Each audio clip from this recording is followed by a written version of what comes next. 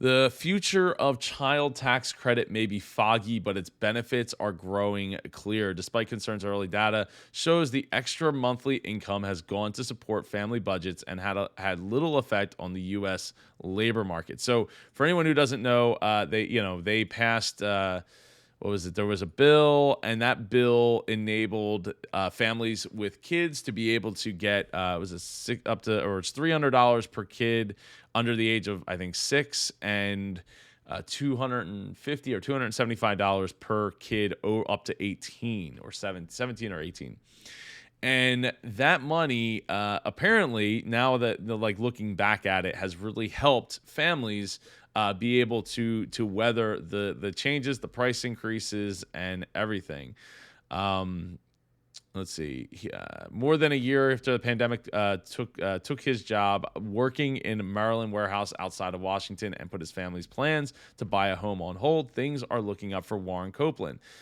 He found another job working a forklift at a different warehouse. Copeland, who's 59 years old, and his wife closed on their first house after saving for years.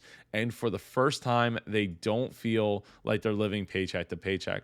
It's a huge change for a father with one child in college and four at home who are on the autism spectrum. And Copeland credits the expanded child tax credit created via the American Rescue Plan as making the difference. I was able to take the kids on a trip to the beach for a couple days because we hadn't gone anywhere since the pandemic, but a lot of it has gone to clothes for them, housing bills, and just about everything else in our budget. Now, that sentence right there is so key, right? Because of the pandemic, we haven't gone to Disney World like we normally would. We haven't done a lot of things that we normally would. And through last year, we barely even went to the boardwalk, in Ocean City, New Jersey. And the reason was because of the illness in 2020, but in 2021, we started to do more right in the summer. So, because of things, changing and the factors around the illness have changed. So we've been able to go and do things, and having that tax credit does help. Anybody who has kids that might need to pay for childcare, having that extra $600 to be able to help pay for said childcare, or help pay for extra food, or help pay for those clothes, housing bills, all those things, that just funnels back into the economy. So I mean, I very much think that it's not something that should end. And the way this article talks, it talks about how it will come to an end in December. Now, there will be a tax credit. The other half of the tax credit will be realized in your taxes in 2022 for your 2021 taxes.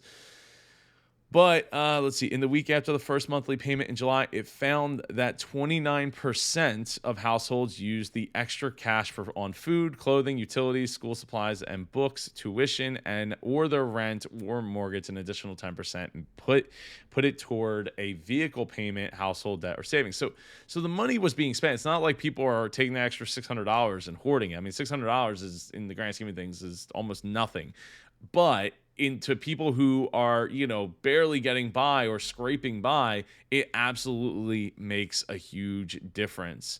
So the concerns over the costs of the benefit have led Republicans to stonewall making the expansion permanent, and debate among centrist Democrats. The Tax Foundation, a right-leaning think tank, estimates that doing so would cause federal revenue to drop 1.62 trillion from 2022 to 2031.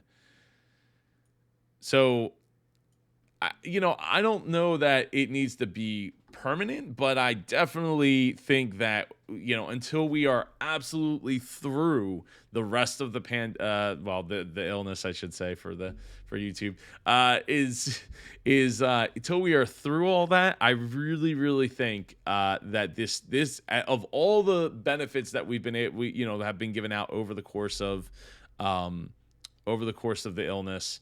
I think that this is one that makes a lot of sense for families to be able to get that, and maybe it doesn't have to necessarily be $300 per kid up to a certain age or whatever, but having even if it was like $200 or $150 per kid, you have two kids or three kids, it adds up. That's one or two grocery bills. I know our grocery bill has gone up. Where we used to spend like 100 to 120 is now went to 150, and now it's closer to 200 every time we go. So every time we order, so it's something that I think that makes sense to help. It's a little extra, and it's literally better than doing nothing.